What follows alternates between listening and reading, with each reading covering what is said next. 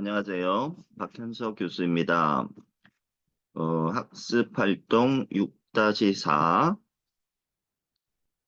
6-5에 대해서 설명을 하도록 하겠습니다. 이 책에 나오는 대부분의 예제는 오픈엔디드 프로블럼, 그러니까 열린 문제라서 정답이 없는 문제이기는 하지만 하나의 예시로서 한번 설명을 해 보도록 하겠습니다. 여러분들이 다른 방법으로 이거를 그린다고 해도 꼭 오답이 아니기 때문에 하나의 샘플로 지금 이 문제풀이를 들어주시면 감사하겠습니다. 그래서 여기 학습활동 6-4는 이제 사이버 캠퍼스의 예제인데요.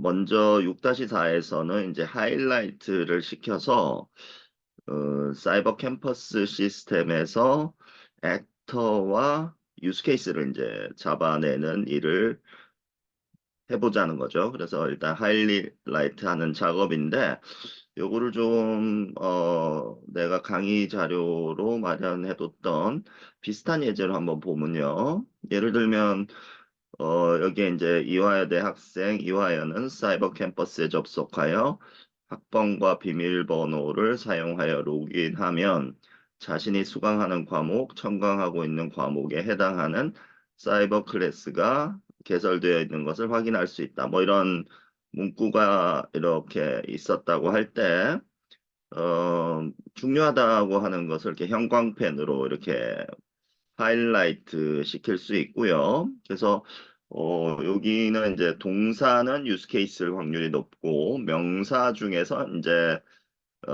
액터일 확률이 높은 것들이 많죠. 물론 뭐 예를 들면 학번과 비밀번호 이런 것들은 명사라고 하더라도 액터가 될 수는 없고요. 이거는 아마도 나중에 액티비티 다이어그램 우리가 배울 액티비티 다이어그램이나 클래스 다이어그램 같은 곳에서 표현해 줄 수 있는 거고 이 유스 케이스는 유스 케이스 다이어그램은 오로지 액터가 이 시스템을 어떤 목적으로 유스 케이스 사용한다.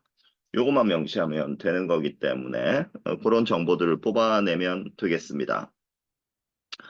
그래서 이거를 잘 관찰해서 여러분들도 아마 여기서 한번 그 액터와 유스 케이스를 뽑아내려고 노력해 보고요.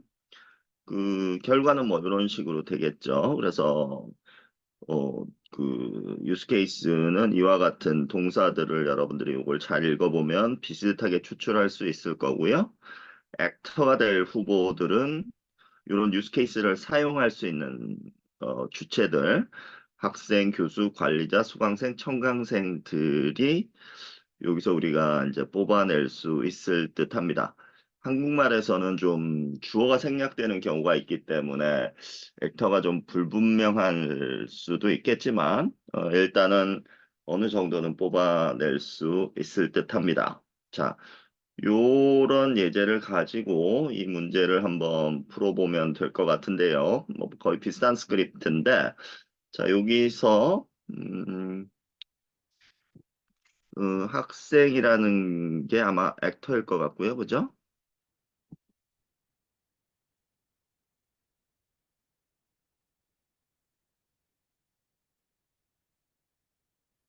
학생이라는 게 액터일 것 같고요.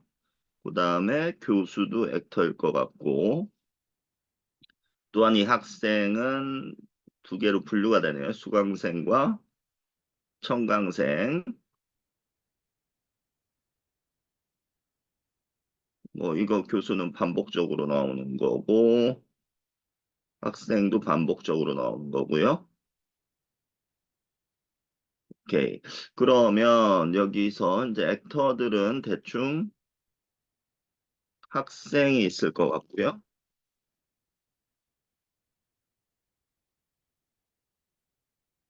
또 교수가 있을 것 같습니다. 음,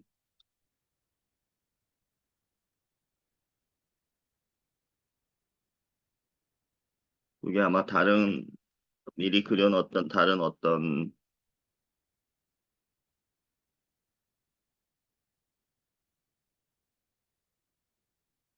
음, 다른 다이어그램하고 충돌이 일어나서 이런 메시지가 나오는 거고요. 요거는 일단은 무시하도록 하겠습니다.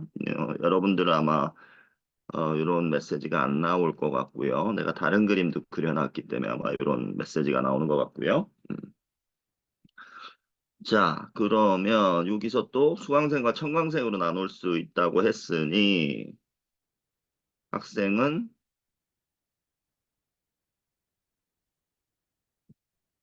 수강생이 있고요.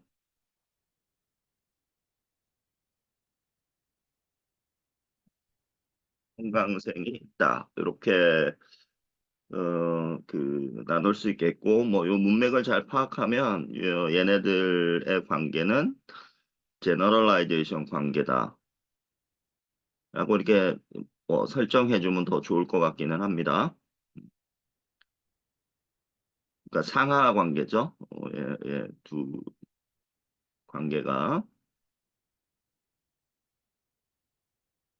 꼭 안 합쳐줘도 되고요. 음, 자, 요 배치는 뭐 나중에 조금 보기 싫으면 좀 바꿔줘야 될 것 같고요. 위치는. 그 다음에,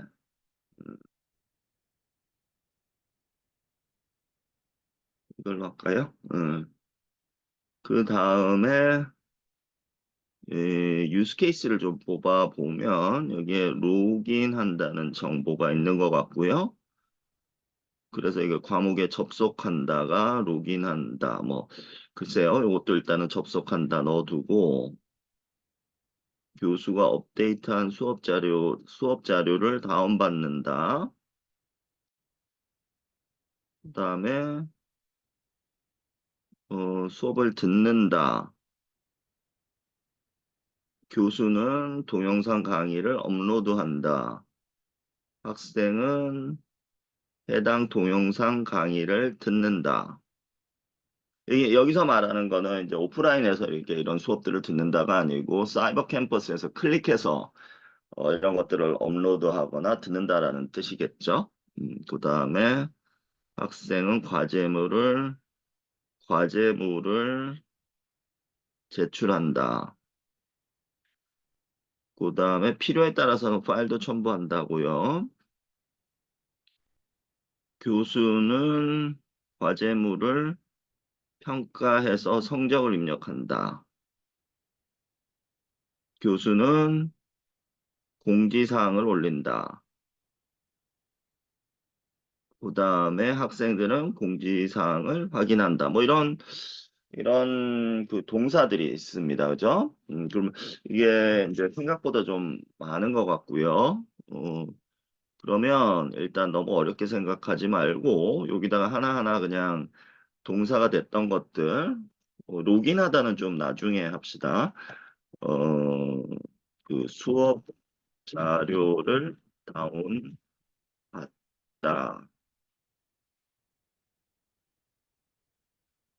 또 음, 동영상 강의를 업로드하다. 그 다음에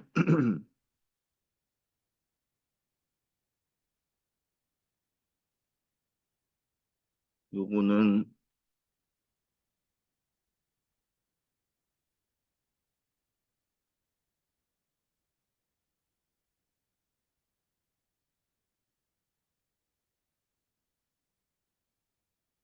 그 다음에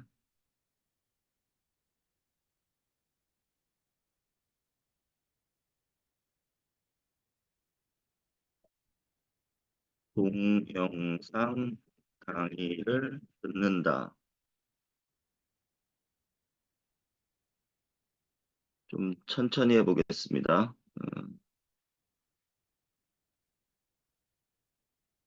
그 다음에 과제물을 제출하다.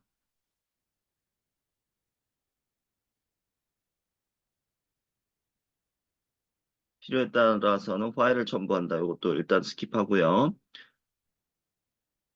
어, 성적을 입력하다. 뭐 과제물을 평가해서 성적을 입력하다.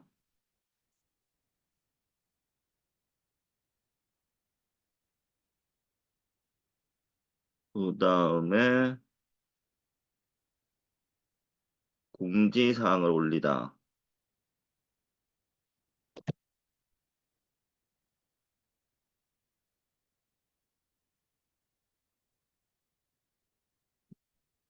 그 다음에 공지사항을 확인하다.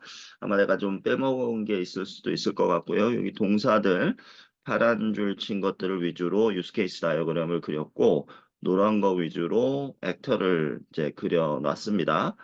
그러면 그 다음에 할 작업은 수업 자료를 이게 좀 나눠야 될 것 같아요. 그죠? 수업 자료를 다운받다 학생이 하는 거고 동영상 강의를 업로드하다 교수가 하는 걸 거고 동영상 강의를 듣는다 학생이 하는 걸 거고, 과제물 제출하는 것도 학생이 할 거고요. 성적을 입력하다는 아마도 교수가 할 거고, 공지사항을 올리다도 교수가 할 거고, 확인하는 거는 학생이 할 거고요. 그죠? 음, 그러면 요좀 위치를 이렇게 해놔야지 좀 우리가 그리기가 쉽겠죠? 그래서 이제 그 다음에는 이어주면 되겠습니다. 그러면 이게 지금 이 시나리오에서는 수강생이 하는 일, 청강생이 하는 일을 따로 구분하지 않았기 때문에 그 윗개념인 그냥 학생으로 다 이렇게 하면 될 것 같고요. 동영상 강의를 듣는다도 학생 레벨에서 해주면 될 것 같고요. 음, 과제물을 제출하다는 아마도 청강생이 과제물을 제출 안 해도 된다면 그냥 수강생만 과제물을 제출하는 걸 수도 있고요. 때로는 뭐 교수님이 청강생도 과제물을 제출하라라고 하면 해야 되겠죠. 그다음에 그 공지사항을 확인하다도 이제 학생 레벨에서 해주면 되고 교수는 강의를 업로드하거나 성적을 입력하거나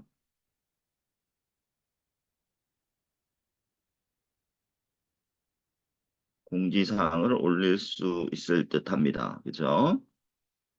음, 뭔가 잘못됐나 본데. 예. 음. 자, 그러면 이제 요거는 뭐 좀 예쁘게 그리는 거는 이제 위치들을 이렇게 변경시켜서 해주면 될 것 같고요. 잘 표가 안 나면.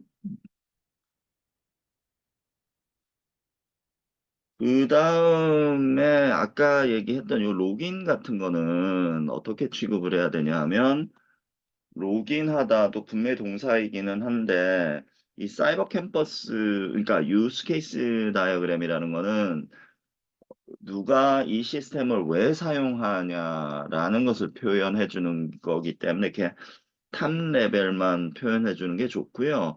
구태여 로gin을 분명히 해야 되거든요. 구태여 로gin을 하자면 여기다가 이제 로gin하다를 하나 이렇게 넣어주고요.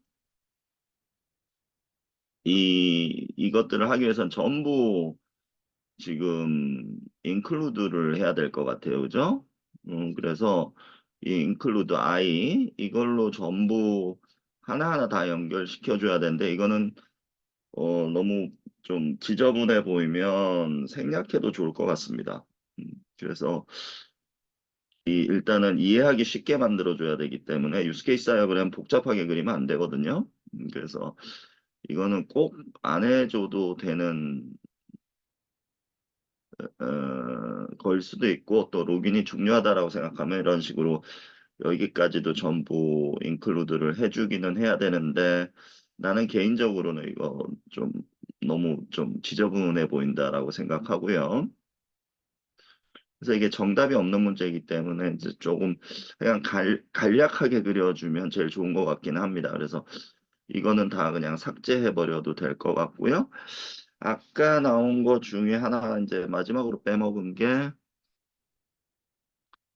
뭐였었냐면 과제물을 파일을 첨부한다는데 이게 이제 어떤 과제물을 제출할 때 파일을 첨부해도 되고 뭐 다른 방법이 있다 그러면 뭐 익스텐드일 수도 있지만 이 파일을 첨부한다가 그 반드시 필요하다. 그러니까 제출할 때 항상 파일을 첨부해야 된다라고 생각하면 여기 과제물을 제출하다에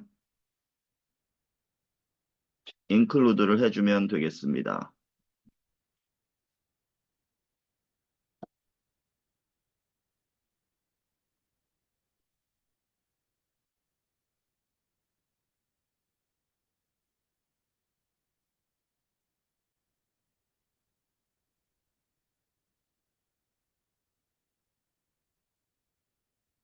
자, 이게 조금 복잡해 보여서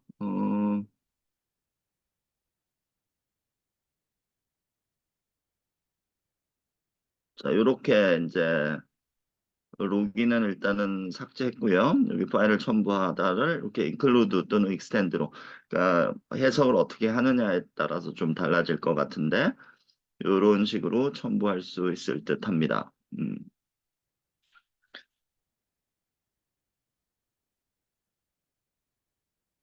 자, 그래서 이와 같이 비주얼 패러다임 학습 활동 6-5를 여기 있는 것처럼 이제 로긴 기능을 어떻게 해야 될지는 아마 여러분들이 판단해서 할 수 있을 것 같고요. 이게 정답은 아닌데, 그러니까 정답의 하나로서 이제 생각해 줄 수도 있을 듯 합니다. 마지막으로 한 가지만 더 좀 보충 설명을 하면요.